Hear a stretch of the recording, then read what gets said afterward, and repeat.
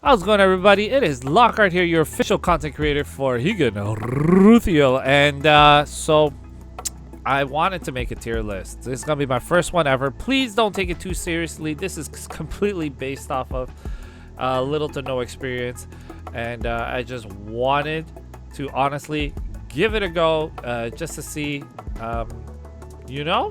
And so I had a recommendation from someone by the name of Harry Vu 311. So this one's for you, bud. And I wasn't honestly, I wasn't sure at first, and I tried making this like once before, and I felt like I wasn't very satisfied with it. I actually really didn't like the way that it turned out. So here we go. We're gonna try it again. Take two.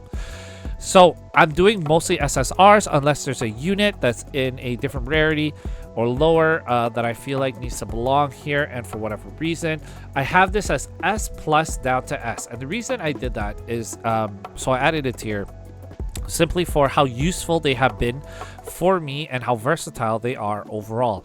Does it mean that they belong there for any one reason? I don't know. And again, this is subject to the fact that like I have based off of how much I've used them, right? Or I've seen them perform in PvE PvP capacity. But for the most part, I will rank them based off of like their usefulness for me. Is it going to be the same for you? Probably not. Again, it's based off of how you pull them. So I'm just going to go from top to bottom here. So one of the characters I'm going to put in the A tier here is Ruko. Ruko is a great healer. She does nothing but heal. She's pretty easy to get to 6-star as well. One of like the core members of the cast. So yeah, we have two other characters here that are actually out but not here for me to slot in. So one is Allure, which is the SSR version, so I'll just use the lower rarity version. We have Neoma as well, and then we have Tibi as well. Everybody else I think is here, so if I'm missing them I will slot them in again. CM Com is an A tier unit for me, has some great capabilities, can summon a minion, can interrupt, but earlier on I feel like the minion takes a lot, like his bear basically does not take enough damage, and even though it's kind of nice and can be healed, I don't know, for me the damage is underwhelming. He has another attack that he could use as well, but the one I preferred at the time was the one where he drops the bear, creates an explosion, or sorry, the one that does an AoE explosion. Eluya, for now, I am going to place an S, and I feel like she has the capabilities of being S plus. Any of these characters I think can get there if you have max investment, but Eluya goes right into the backline. She annihilates me sometimes in PvP, and on the when I use her with Fadista to help her out, I think she's S to S plus. With Fadista, she's definitely S plus. It really like unlocks her abilities to be really strong, to get into the backline, to totally annihilate the team or the enemy team, especially in PvP. In PvP, it's okay. So I think for me, balancing her at S makes a lot of sense. I'm gonna put Searslit next at S plus. The reason I put Searslit at S plus is because you can kind of she has a lot of damage. She does a lot of she has some AoE damage in her ult as well, in which case you can have her heal as she ults too. Some life steal. She is a hoplite character, so she's a frontlining character. I do find her squishy, but as somebody who's almost gotten her fully awakened, and even though I haven't fully awakened all of her skills, like unlocked all of her skills, I found that when I pulled for her, she did a lot of great work for me, from short term to long term. So she's been an excellent damage dealer that has put a lot of value into being able to help me clear content, because you have some DPS check as well as PvP, because some of her skills, depending on which one you choose, she can swing her bladed weapon into the backline, which I think is really great. Gildan is a tank, and again, this is for usefulness, but I use Gildan, and I'm gonna guess Caesar as well, because I feel like Caesar definitely belongs in this same area. Caesar and Gildan do great work in terms of keeping your front portion, or your keeping your front line and your back line safe, and they do opposite things. So Gildan is more armor, Caesar is more magic resist. Caesar can heal as well, which is great for sustain. Gildan is just like a big old tank. You can make sure that she's kind of like an impenetrable wall. So I think both of them have that value there. I don't think it's wrong to always want a tank. So another person I would kind of put up here too is Shiru. So Shiru has a lot of CC, is a little bit more balanced to a degree, but the three of these guys kind of cover different aspects of the tankiness of it all. So I'm gonna actually move tanks a little bit lower, because tanks, as much as they help your team, there are some stages that are DPS checks. From a PvP perspective, definitely a little bit higher, but I'm going to give a lot more weight to people that can really do a big difference for your team. Nuno, I think I'm going to put in S-Class, keeps your team alive, does an excellent job being able to really do that. Everything she does is just healing focused, so that's really nice. I would definitely, if you don't, you should kind of work towards grabbing her. Not bad to have. Fene, I'm going to put a D. C. I'm going to put Fene as C, simply because so there's no rhyme or reason to why I'm doing it. Where I'm doing it, I just see their names and my thoughts just come. All right, stop. So Fene, I feel like doesn't do as much damage as we would like compared to the other fire range character, which is Rita. I would put Rita in the back of S. Rita does a ton of damage. She can snipe out an entire, like, a line of people if she wants. She goes straight for the back line, which is really great on her end.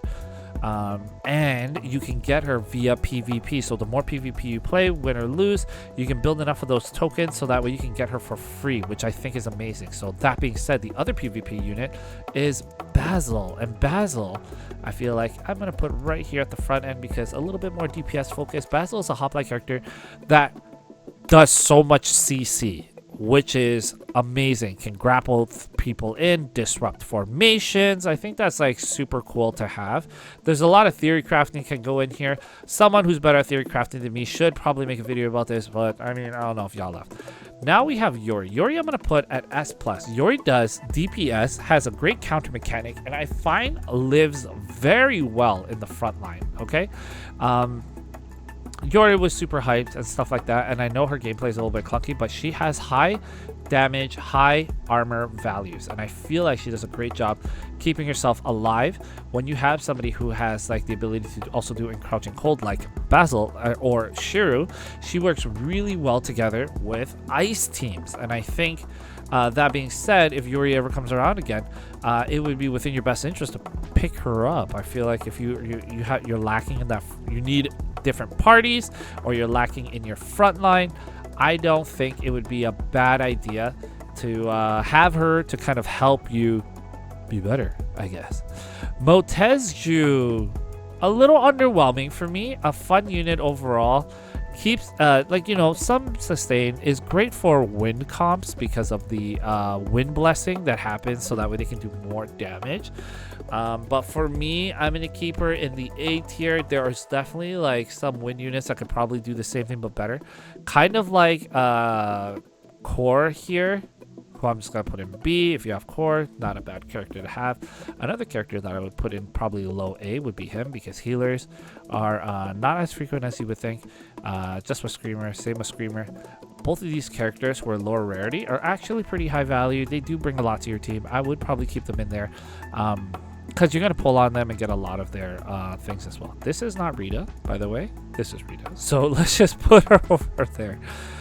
Then you have legendary Euphoria, who is busted. I have seen my team go from 100 to 0 when she gets her skill and ult in the same, like, so close together, and she just cleaves. PvP wise, she's super strong. PvE wise, I'd imagine she can't be too far off to have in the backline to kind of like build up your team. She's also one of the few dark characters that you can use. In my mind, a great dark team would be Gildan up front with Kyuka, with legendary Euphoria in the back row, and then you can just throw Fadista in there as well, you know. And Fadista will just heal somebody. So that's alright. Speaking of Fadista, let's just grab her. And I feel like Fadista is one of those characters that does a lot with her healing. I'm going to pop her in S-Class. That'll be the first sustain that we're going to put there because she just does so much work. And I think it's good to mention there as well. So here's Liv, a controversial character that I think a lot of people would say probably doesn't belong in here, because she's like this weird hybrid character, right? And like for me personally, one of the things that I think she does really well is that she does sub DPS with lots of sustain. Her ult and her skill do AoE damage. Sometimes I find that she pops off on damage a little bit earlier than some of my other characters before they get their skills. So I think it's great for an ice team. You have a lot of flexibility. You have Neoma and you have Tibby who are not here. So for Neoma and Tibby, well, anyway, it's fine. We'll go over that in a bit. But like anyway, Neoma and Tibby I think are good. Here we have Armand. Armand, I'm gonna put pretty close to the other tanks here. Armand has a pretty good balance between armor and MR, and I think that her interrupt is really nice. She can do a little bit of damage. Earlier on, she was a character that held my front line really well with another hoplite character. So when I was doing higher difficulty play houses, I actually used her in Gildan for a time, and I found that she really helped with interrupts, and so wouldn't be a bad character to have in the beginning. Antello, aka Fungus Queen. I've only had to face her in PvP. I don't have her number pulled, but her damage over time is kind of brutal, and she is also like a light unit, which I think you have a decent amount of, but she would have been a character I would have replaced Media with, which Media, as much as she does a lot of damage, I feel like there are better damage dealers, even in light comps, like Antello, like Florentine, who I would put a little bit higher in S rank, but for Media, I feel like she's a good band-aid, but I don't think she's your forever unit, you know? Like, you can use her for a time if you need her, but for me, I don't think Media does anything exceptional that would warrant me keeping her, other than, like, you know, some of her stuff is, like, kind of cool, but otherwise, like, you know, you do want characters that can do a little bit of, like, CC and stuff, so that's just on my end. That's just me and my preference. Oron, who is a hoplite / tank, depending on CN or whatever. I'm gonna pop him over here in S class. He takes a unit, rolls them into the back line, and just totally disrupts formation and gets you into the squishies. I think that's amazing. You don't see a lot of characters who do that. And he is one of the few that do it. At first, I wasn't sure about his whole gerbil status, but honestly, it was a huge miss on my end. He's also a fire unit, which would have been great to have because him, Searslit, which Allure at this point, as well as Rita, would have been, I think in my mind, a cool PvP team to run, just to see how like an all-fire, mono fire team would go. Okay, wow. English, not my first language today. Chingwu. I'm super biased here, okay? So Chingwu, I'm going to put at S class too. I like Chingwu because if you get her playset, she has lifesteal. And with that lifesteal, adds a lot of sustain. She does a lot of AoE damage, which is amazing. And I enjoy that quite a bit. I think her costume's awesome. I think her skills are awesome. I think she's great for win teams. The only issue is that with win team, you don't have a lot of options for like a frontline tank. At least right now. I mean, I'm sure maybe there might be in the future, but as far as I'm concerned, the front line for win units is really just Nuno, I guess, and then Kier, which like I don't know, man. Like, you know, if it's on SSR tank, I don't know if that makes sense for me. Before I forget, we have Florentine over here, and Florentine I thought was super cool. I'm all about, like, if you've played League of Legends, I love Malzahar because he summons his little minions, you know, to come around and mess about. And Florentine has two options for this. She can summon the Torchbearer, who kind of comes down and like fights alongside. So if you do like a 2 front 2 back formation, it'll end up being like a 3 front 2 back formation, right? And for me, having if it's a mono light team, I would have Florentine in the back along with Ruko, probably with Caesar in the front, and I must be missing a unit here because that doesn't make any sense, right?